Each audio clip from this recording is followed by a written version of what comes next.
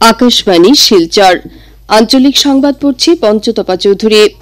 পাকিস্তানের ভারতীয় সীমার ভিতরে প্রবেশ করে বেশ কয়েকটি অঞ্চলে ড্রোনের ব্যবহারের মাধ্যমে সশস্ত্র বাহিনীর ঘাঁটি ও গুরুদ্বার সহ জনসাধারণের বাসগৃহ ও সম্পত্তির উপর আক্রমণ চালানোর চেষ্টাকে ব্যর্থ করে ভারতীয় বায়ুসেনা প্রতিরক্ষা প্রণালী এবং অন্যান্য সামরিক প্রক্রিয়ায় পাকিস্তানের আক্রমণের যোগ্য জবাব দিয়েছে।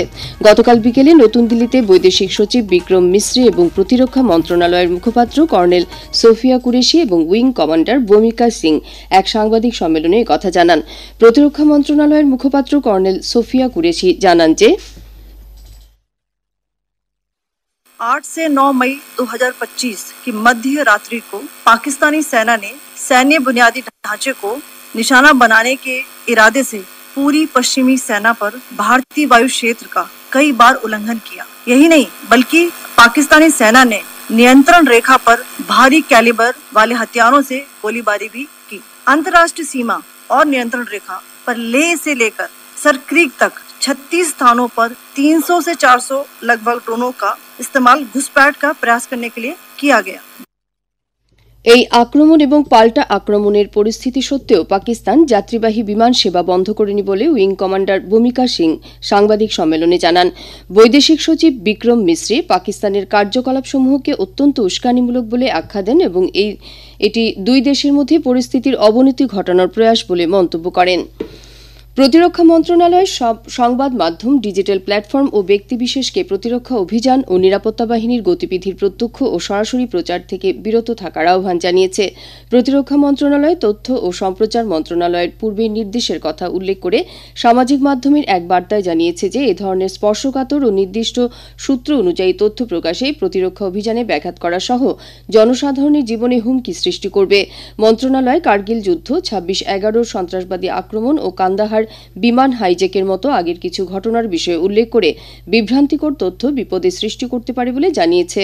মন্ত্রণালয়ের নির্দেশাবলীতে টেলিভিশন নেটওয়ার্ক সংশোধনী নিয়মের অধীনে শুধুমাত্র স্বীকৃতিপ্রাপ্ত সরকারি কার্যালয়গুলিকে সন্ত্রাসবাদ বিরোধী অভিযানের সময় পর্যায়ক্রমে তথ্য প্রচার করার অনুমতি দেওয়া হয়েছে। এদিকে ভারত ও পাকিস্তানের মধ্যে আক্রমণ পাল্টা আক্রমণের পরিপ্রেক্ষিতে দেশে বর্ধিত উত্তেজনার মধ্যে জেলা প্রশাসনগুলি জনসাধারণের সুরক্ষা ও নিরাপত্তার প্রতি লক্ষ্য রেখে তাৎক্ষণিকভাবে সব ধরনের সাংস্কৃতিক অনুষ্ঠান ও কার্যসূচি আজ থেকে বাতিল করার নির্দেশ জারি করেছে।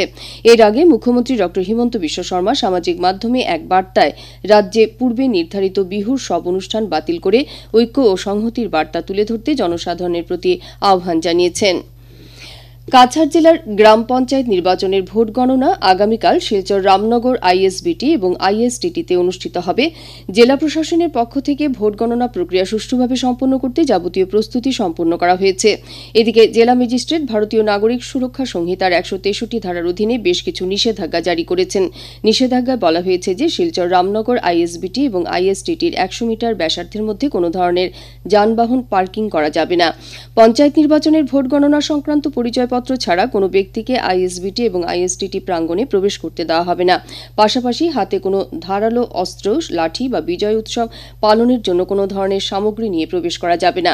গণনা কেন্দ্রের 100 মিটারের মধ্যে কোনো অস্থায়ী খাবার, পানীয় জলের দোকান খোলা যাবে না। নির্দেশ অমান্যকারীদের বিরুদ্ধে আইন অনুযায়ী ব্যবস্থা গ্রহণ করা হবে। এদিকে কাছাড় জেলা প্রশাসন ভোট গণনা কর্মী আধিকারিকদের যাতায়াতের সুবিধার্থে বাস পরিষেবা প্রদান করেছে। বাসগুলি জেলার বিভিন্ন স্থান থেকে আগামীকাল ও আগামী সোমবার সকাল 5টা এবং বিকেল 2টোয় ভোট গণনা কেন্দ্র আইএসবিটি ও আইএসটিটির উদ্দেশ্যে রওনা দেবে। শ্রীভূমি জেলায় আগামীকাল করিমগঞ্জ কলেজের 8টি গণনা কক্ষে পঞ্চায়েত নির্বাচনের ভোট গণনা অনুষ্ঠিত হবে। প্রতিটি গণনা কক্ষে 10টি করে টেবিল থাকবে। জেলা আয়ুক্ত এক বিজ্ঞপ্তিতে জানিয়েছেন যে গণনা কক্ষে প্রতিটি গণনা টেবিলের জন্য একজন করে কাউন্টিং এজেন্ট থাকার অনুমতি দেওয়া হবে। জেলা পরিষদ সদস্য পদের জন্য 2 শিফটে 2 জন এজেন্ট থাকতে পারবেন। গ্রাম পঞ্চায়েত সদস্য পদের জন্য ভোট গণনা একটি টেবিলে করা হবে এবং এক্ষেত্রে প্রার্থীকে নিজে উপস্থিত থাকতে হবে। গণনা চলাকালীন সময়ে কোনো কাউন্টিং এজেন্ট গণনা কক্ষ ত্যাগ করতে পারবেন না। গণনা কক্ষে কাউন্টিং এজেন্টরা খাদ্য, জলের বোতল, মোবাইল ফোন বা বৈদ্যুতিন সামগ্রী নিয়ে প্রবেশ করতে পারবেন না। যদি কোনো প্রার্থী বা তার এজেন্টকে গণনা কক্ষের মধ্যে খারাপ ব্যবহার বা হৈ হট্টগোল করতে দেখা যায় তবে তার বিরুদ্ধে ভারতীয় ন্যায় সংহিতা ও আসাম পঞ্চায়েত আইন 1994 অধীনে কঠোর ব্যবস্থা গ্রহণ করা হবে। প্রতিটি গণনা কক্ষ সিসিটিভি তদারকিতে থাকবে এবং সব ধরনের গতিবিধি রেকর্ড করা হবে। হাইলাকান্দির এসএস কলেজে আগামীকাল 8টি হলে পঞ্চায়েত নির্বাচনের ভোট গণনা করা হবে। ভোট গণনা কেন্দ্রে মোবাইল ফোন, কম্পিউটার, ল্যাপটপ সহ কোনো ধরনের ইলেকট্রনিক সামগ্রী নিয়ে প্রবেশ করা যাবে না। সকাল 7টায় স্ট্রং রুম খোলা হবে এবং সকাল 8টা থেকে ভোট গণনা শুরু হবে।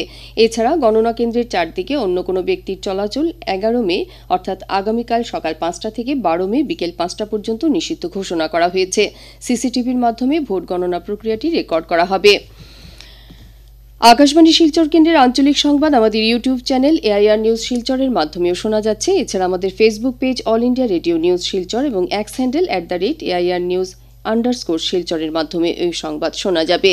আঞ্চলিক সংবাদ শেষ হল। পরবর্তী সংবাদ রাত 7টা বেজে 45 মিনিটে।